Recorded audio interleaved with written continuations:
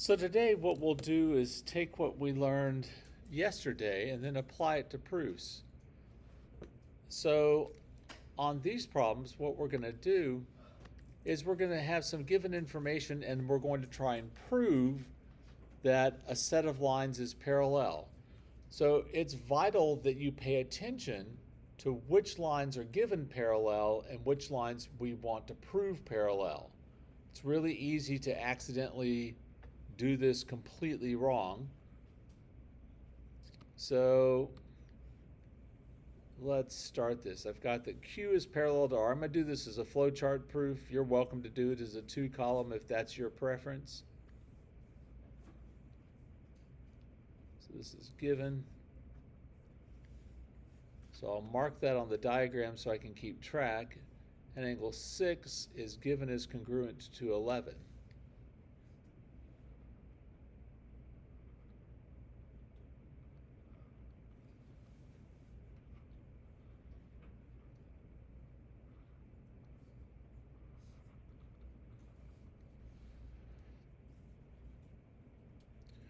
Now, if we want to prove that A is parallel to B, there are several different pairs of angles that it would be nice to know something about. For example, if we knew that angle 8 and angle 6 were congruent, we would know that A and B are parallel because that's the converse of the corresponding angles postulate. Or if we knew, for example, that angle 11 was congruent to 14, that would work also, because what kind of angles are 11 and 14? Opposite interior angle. Alternate. Yeah, alternate interior angles. So that's the converse of the alternate interior angles theorem. But we can't just say 11 and 14 are congruent because we don't know A and B are parallel. So, was that you have a suggestion? 6 is corresponding to 14. Okay. Angle 6 is corresponding to 14. So what would my statement be then? Yeah, it's congruent to 14 due to the corresponding angles postulate. Yeah. So angle 6 is congruent to angle 14. And this is not the only way to do this, by the way. There's probably a solid dozen ways that you could do this proof.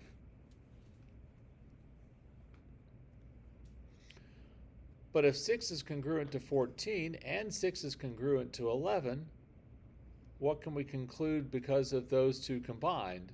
11 is congruent to 14. Yeah, 11 is congruent to 14. Oh, I left off my reason on this one.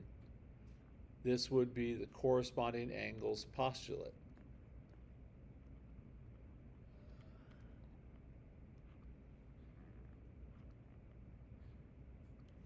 Now we know that angle 11 is congruent to 14. That's because I've substituted. So the substitution property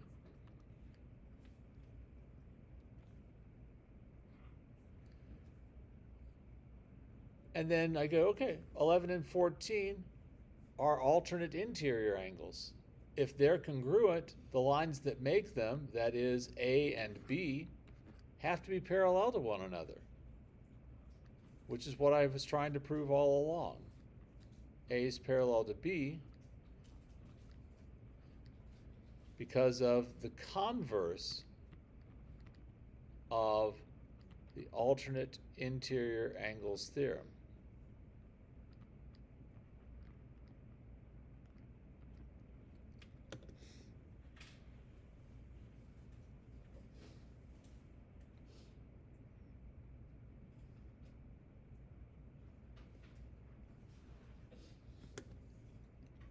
This is one thing that I like about flow proofs with these, because these usually aren't terribly long. When you get to the longer proofs, I really prefer 2-column proofs because it does get kind of messy.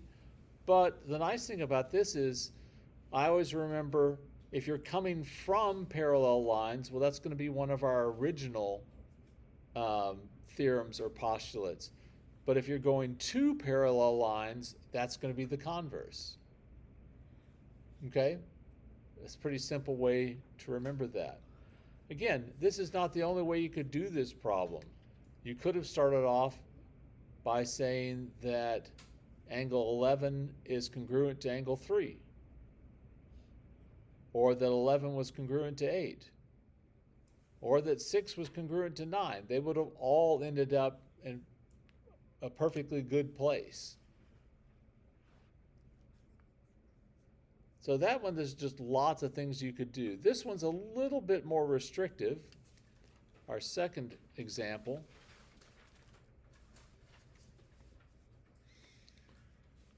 So here we've got angle 3 and angle 10 are supplementary.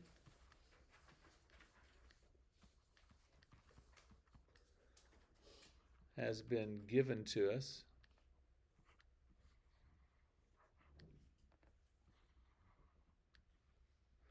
And also S is parallel to T.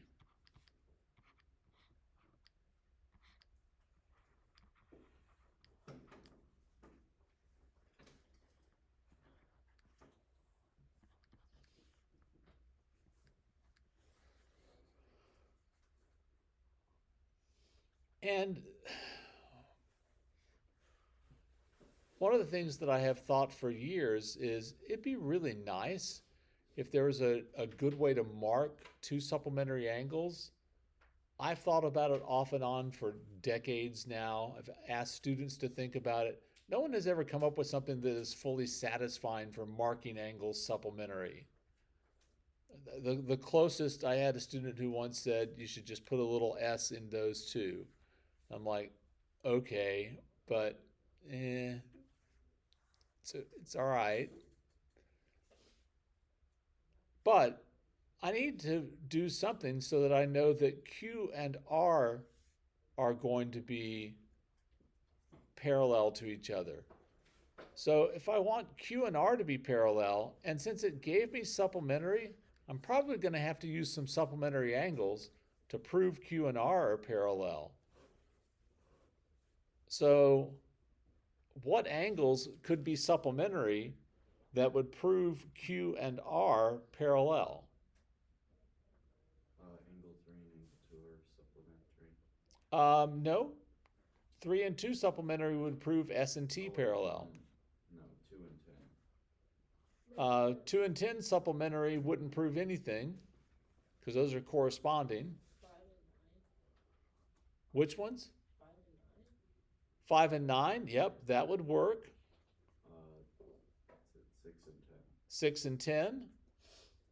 Or, let's keep going. 3 and 15. 3 and 15. Yeah, now we haven't talked about that, but it does work. Because what kind of angles are 3 and 15? Same side exterior. And if you want to use same side exterior, I'm perfectly good with that because they are a real thing. Your book doesn't do it, but that's fine. And then there's one other pair. 8 and 12, yep. Or 4 and 16. 3 and 16 would need to be congruent. 3 and 7 and 11. 7 and 11, yep, there's lots of them. But if we're going to use interior angles, the only one we did that had anything to do with one of the angles I know something about was 6 and 10. If I could have 6 and 10 were supplementary instead of 3 and 10, we'd be golden, right? Well, let's see. I don't want the 3, but I do want the 6. Oh, look. What kind of angles are 3 and 6? Alternate interior. Are they formed by parallel lines? Yes. So what are we going to know about 3 and 6? They're congruent. God bless you. So angle 3 is congruent to angle 6.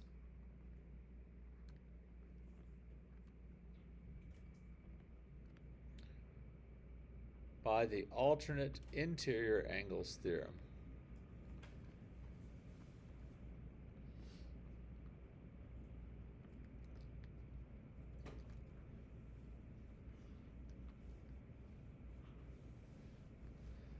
Now I can replace this angle 3 with angle 6 by the substitution property.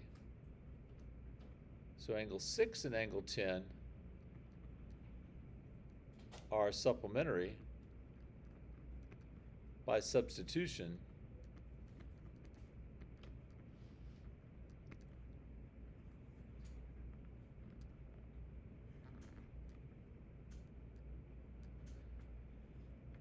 And if 6 and 10 are supplementary, then Q and R have got to be parallel.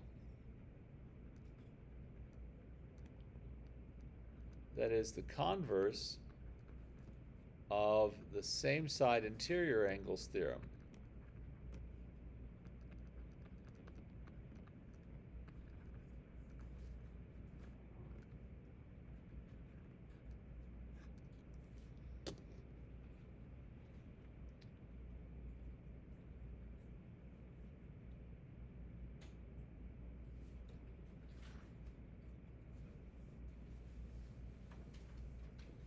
Now, there are other ways we could have done this, but that's probably one of the shortest ways to do it. All right, and then let's look at this last one. This one is one that doesn't quite look like the tic-tac-toe board. I'm going to do this as a 2-column just to, kind of give equal time, or at least closer to equal time. The first column is labeled statements, and the second column is labeled reasons. So angle 1 is congruent to angle RIS. Angle 1 up here, congruent to RIS, this angle down here. And we also know that ray IS bisects angle RIY.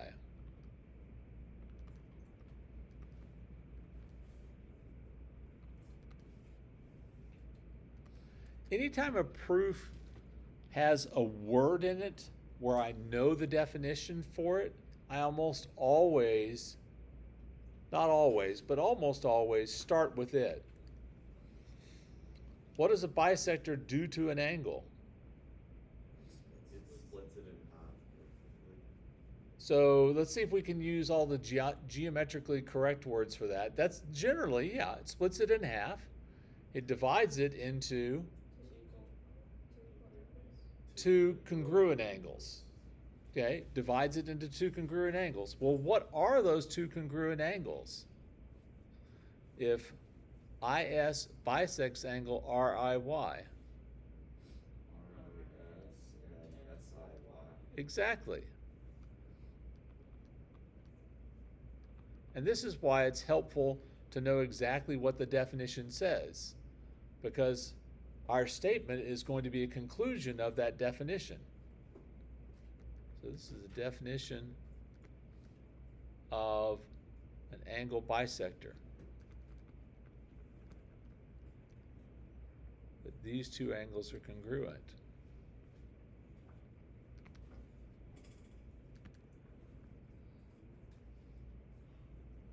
Well, then even if I'm not sure what to do quite, I'm looking at this going, oh, angle 1's congruent to angle RIS. Angle RIS is congruent to angle SIY. That seems like that's leading me to say angle 1's congruent to angle SIY. How do I know that? Substitution. Yeah, it's substitution.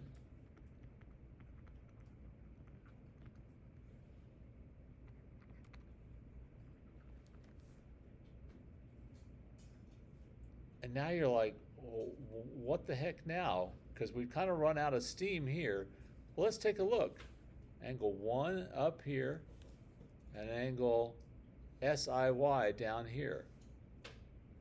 What kind of angles are those two angles? Alternate exterior. Alternate exterior. Oh, if the alternate exterior angles are congruent, then the lines that form them must be parallel. And that's this line, which I can call TI, and this line, which we have to call DN. So TI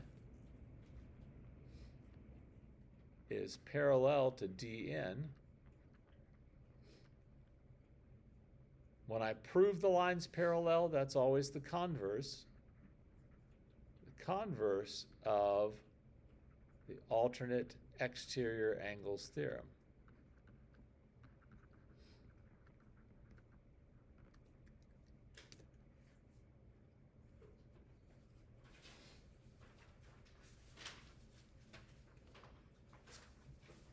Questions about that?